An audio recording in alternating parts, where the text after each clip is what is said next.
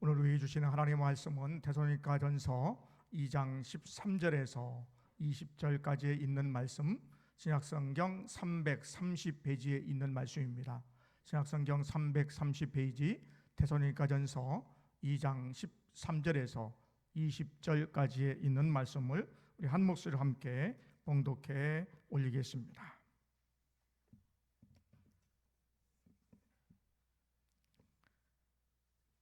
우리 함께 읽습니다. 13절입니다. 시작.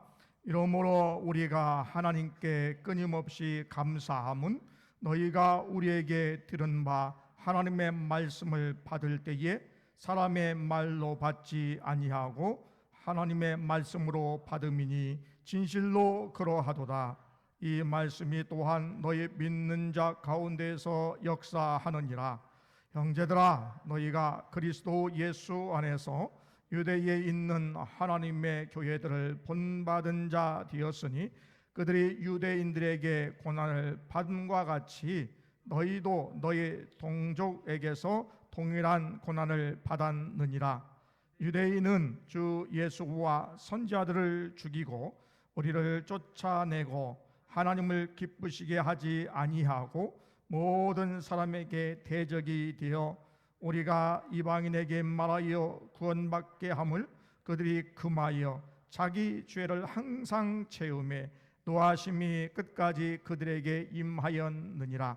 형제들아, 우리가 잠시 너희를 떠난 것은 얼굴이요 마음은 아니니 너희의 얼굴 보기를 열정으로 더욱 힘썼노라. 그러므로 나 바울은 한 번, 두 번 너희에게 가고자 하였으나 사단이 우리를 막았도다. 우리의 소망이나 기쁨이나 사랑의 면류관이 무엇이냐? 그가 강림하실 때에 우리 주 예수 앞에 너희가 아니냐? 너희는 우리의 영광이요 기쁨이니라. 아멘. 우리 서로 인사하겠습니다. 할렐루야. 반갑습니다. 사랑합니다. 축복합니다. 우리 예배실에서 또 비전을 해서 또 사무실에서 또 영상으로 예배드리는 모든 분들에게 하나님의 은혜가 가득하기를 원합니다. 추석을 잘 지내셨으리라 생각을 합니다. 늘 건강하시고 온 가족과 가문 위에 하나님의 놀라운 역사와 인도하심을 받는 귀한 계기가 되시기를 원합니다. 오늘은 계속해서 예수님의 재림을 준비하는 성도의 자세에 대한 네 번째 시간으로 마지막에 자랑할 것이 있습니까? 라고 하는 말씀의 제목으로 은혜를 함께 나누기를 원합니다. 우리들은 자랑할 것이 많이 있지요. 우리의 건강도 자랑할 수가 있습니다. 또 우리가 가지고 있는 물질도 자랑거리입니다. 또 명예와 또 권력도 하나의 자랑거리가 될 수가 있습니다. 여러분이 가지고 있는 자동차도 또 집도 또 귀한 물건도 자랑거리가 될 수가 있습니다. 또 자녀가 자라면 자녀도 자랑거리입니다. 아버지가 재벌이면 아버지도 또 어머니도 부모님이 우리의 자랑거리가 될 수가 있습니다. 이것도 놀라운 자랑거리이기는 하지만 오늘 바울은 신앙적으로 데살로니가 교회의 교인들이 자랑거리였다라고 이렇게 이야기를 합니다. 그들이 우리의 소망이고 기쁨이고 자랑의 면류관이고 영광이고 기쁨이다, 이렇게 소개하고 칭찬하고 자랑하고 있습니다. 그들은 교회가 세워진 지 얼마 되지 않았습니다. 그런데 어떻게 바울에게 있어서 이렇게 자랑거리가 될 수 있었을까? 어떻게 그런 평가를 받게 되었을까? 본문에는 크게 두 가지로 우리에게 말씀하고 있는데, 첫 번째는 오늘 데살로니가 교인들이 마지막 때에 바울의 교회의 칭찬이었던 이유가 있는데, 첫 번째는 하나님의 말씀을 받을 때에 사람의 말로 받지 아니하고 하나님의 말씀으로 받았기 때문입니다. 우리 다시 한번 13절에 있는 말씀을 함께 읽기를 원합니다. 13절입니다. 시작. 이러므로 우리가 하나님께 끊임없이 감사함은 너희가 우리에게 들은 바 하나님의 말씀을 받을 때에 사람의 말로 받지 아니하고 하나님의 말씀으로 받음이니 진실로 그러하도다. 이 말씀이 또한 너의 믿는 자 가운데에서 역사하느니라. 아멘. 데살로니가 교인들은 하나님의 말씀을 받을 때에 사람의 말로 받지 아니하고 하나님의 말씀으로 받았다라는 거예요. 사람의 말로 받았다라고 하는 말은 객관적인 사실로 받았다라는 말이고, 하나님의 말씀으로 받았다라고 하는 것은 내가 속에 있는 그런 마음을 다해서 내가 거기에 찬동하면서 감격적으로 주관적으로 받았다라는 것입니다. 사람의 말로 받았다라고 하는 것은 내가 그 말을 받아서 누구에게 전달해야지라고 하는 마음으로 받는다라는 것입니다. 말씀을 여러분이 들을 때에 어떤 사람은 이 말씀은 꼭 며느리가 들어야 되는데 라고 생각을 할 때가 있습니다. 이 말씀은 꼭 이 집사님이 들어야 되는데 라고 생각할 때가 있지요. 사람의 말로 들을 때는 누구에게 전달하기 위해서, 누구에게 공을 패스하고 토스하기 위해서 사람의 말로 받는 것이지요. 그러나 하나님의 말씀은, 이 말씀은 나에게 주시는 말씀이야, 나에게 은혜가 되는 말씀이야, 나에게 주시는 말씀이야 라고 주관적으로 하나님의 말씀이, 나에게 들려지는 말씀이 하나님의 말씀으로 받는 것이다 라는 것입니다. 개척된 지 얼마 되지 않은 데살로니가 교회가 어떻게 이런 평가를 받았을까요? 믿음의 역사와 사랑의 수고와 또 소망의 인내를 가졌던 이 데살로니가 교인들이 믿음으로 살았던 이 역사를 어떻게 그러한 일이 있었을까? 그것은 바로 하나님의 말씀을 받을 때에 사람의 말로 받지 아니하고 하나님의 말씀으로 받았기 때문입니다. 성경은 인간의 언어로 쓰여졌지요. 또 말씀은 인간의 말로 전달이 됩니다. 그러나 갈라디아서 1장 12절에 있는 말씀에 우리가 사람에게서 받은 것도 아니요 사람에게서 배운 것도 아니라 주 예수 그리스도의 계시로 된 것이다 말씀하고 있습니다. 하나님의 말씀은 성령의 감동으로 되었고 살아있고 활력이 있어 좌우의 어떤 날보다도 강하여 혼과 영과 및 관절과 골수를 찔러 쪼개기까지 하며 우리의 마음의 생각을 지키신다, 분별하신다 말씀해 주시고 계십니다. 우리가 사람의 말이 아니라 하나님의 말씀을 들을 때에 그 하나님의 말씀이 너희 안에서, 우리 안에서 역사하기 시작한다라는 거예요. 하나님의 말씀을 받으면 하나님의 말씀이 그대로 있는 것이 아니라 내 안에서 역사합니다. 내 안에서 에너지가 생긴다라는 거예요. 하나님의 말씀을 어떻게 받느냐에 따라서 결과가 달라지지요. 마태복음 13장에 있는 말씀에 어떤 사람이 나가서 씨를 뿌릴 때에 길가에 떨어짐에 새들이 와서 먹었고 돌짝밭에 떨어짐에 뿌리가 없어 금방 말라 시들어 버렸고 가시떨기 위에 떨어짐에 싹이 나서 자라나 가시의 기운으로 열매 맺지 못했으나 좋은 땅 옥토에 떨어짐에 나중에 자라 열매 맺어 100배, 60배, 30배의 열매를 맺게 되었다라는 것입니다. 우리가 하나님의 말씀을 들을 때에 사람의 말이 아니라 하나님의 말씀으로 들을 때에 그 말씀이 내 안에서 역사하고 이 역사의 결과로 좋은 열매, 풍성한 열매가 나타나게 되는 줄 믿습니다. 요한 웨슬레는 영국의 옥스퍼드 대학 명문을 졸업했습니다. 성경에 대해서 아주 박식했습니다. 또 미국의 조지아주에 가서 선교도 하게 되었습니다. 그런데 그 마음속에 하나님이 나를 사랑하신다, 하나님에 대한 사랑이 확신이 없었어요. 선교하면서 돌아오는 배 안에서 풍랑이 일게 되었습니다. 그런데 풍랑이 이는 그 가운데 모라비안 교도들이 그 안에서 찬양을 부르면서 얼굴에 기쁨이 가득한 평안함을 유지하는 것을 보면서 깜짝 놀라게 되었습니다. 영국의 올더스게이트 거리를 지나면서 어느 날 노마서 서문을 읽는 소리를 듣게 되었습니다. 그 서문을 듣고 그가 회심을 하게 되죠. 예수님이 나의 죄를 위해서 죽으시고 나를 구원해 주셨다는 성령의 깊은 감동을 받게 돼서 그 거리에서 회심을 하게 됩니다. 노마서 서문, 노마서는 수도 없이 그가 들었던 말씀입니다. 그런데 그가 이제는 연구하기 위해서 성경을 펼친 것이 아니라 내가 이것을 다른 사람에게 전하기 위해서, 전달하기 위해서 성경을 펼치는 것이 아니라 그 말씀이 나에게 주시는 말씀으로 내가 받을 때에 그에게 그 속에서 역사하기 시작했다라는 것입니다. 그럴 때 비로소 그가 회심을 경험하게 되었습니다.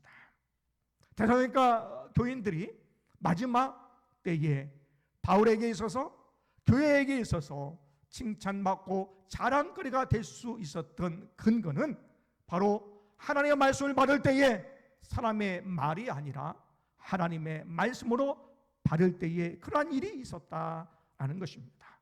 두 번째, 데살로니가 교인들이 마지막에 바울에게 있어서 또 주님 앞에 칭찬받을 수 있었던 이유는 뭐냐면 유대에 있었던 교회들과 같이 그들을 본받아 고난에 동참했기 때문입니다.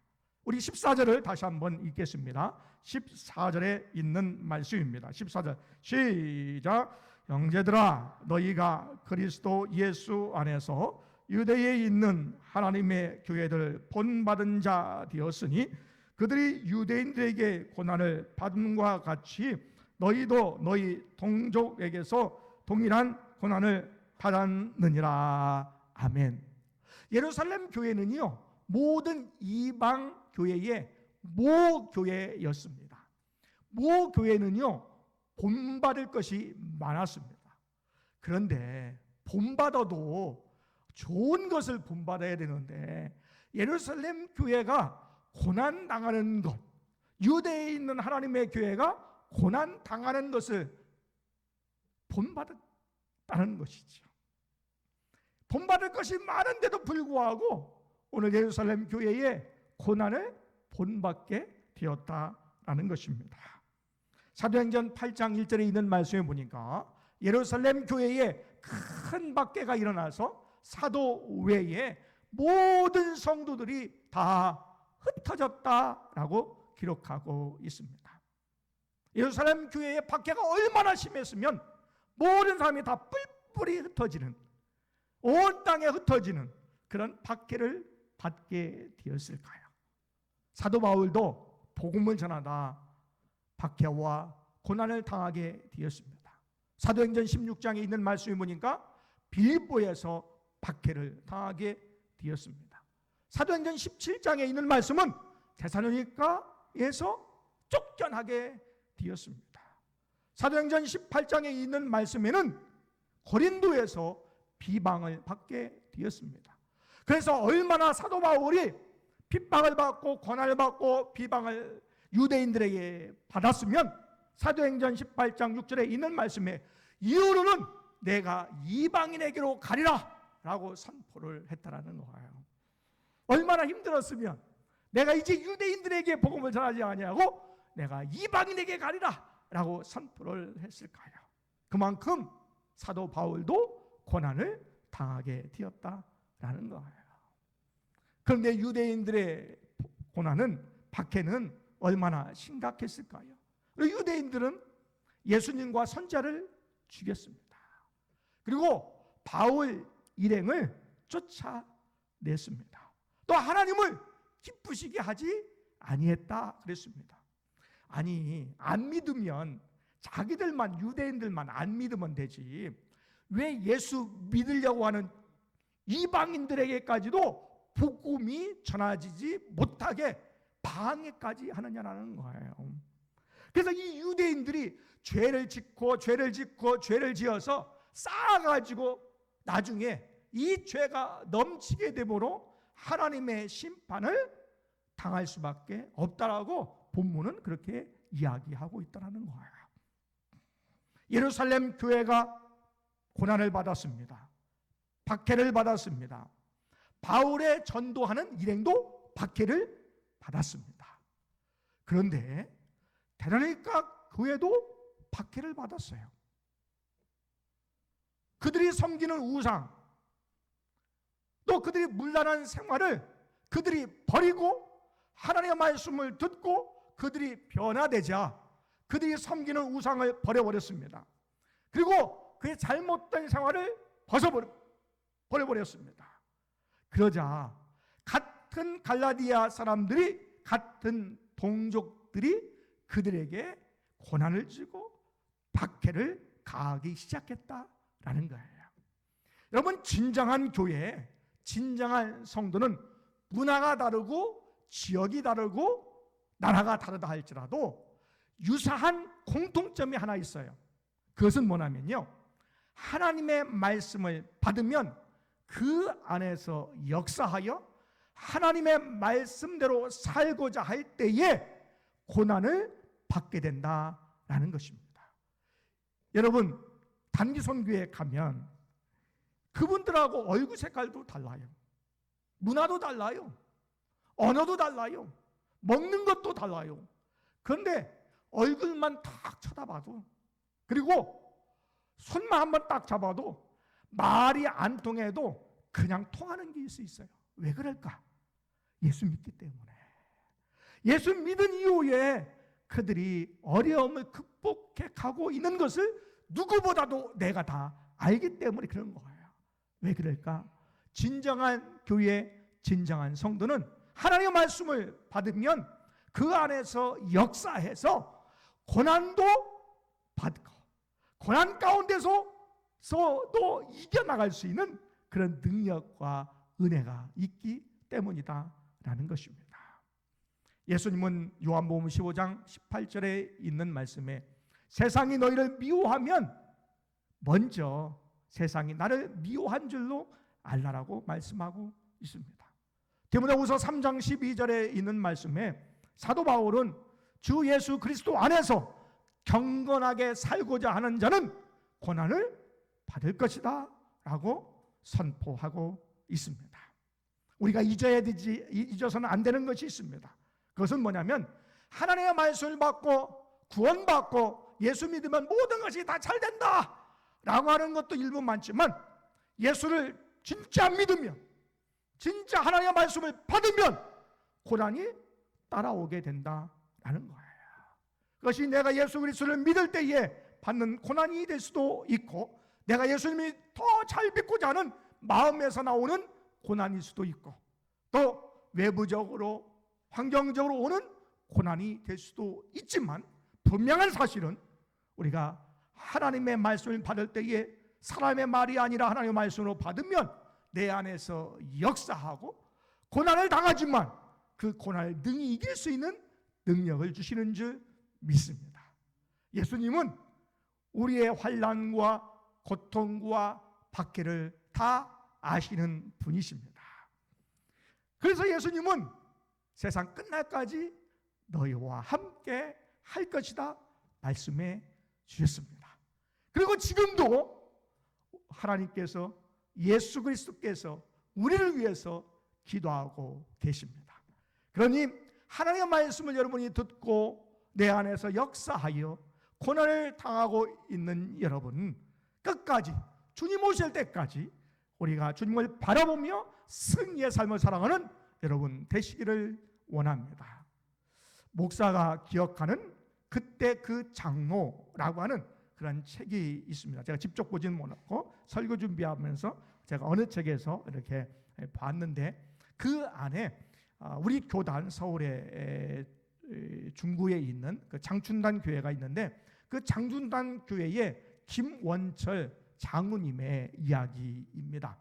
이 장로님은 원래 장로님이 되기 전에 그 전국에 이 광산이 7개가 있었어요. 사업을 하다 보니까 이 술자리가 아주 잦게 되었습니다.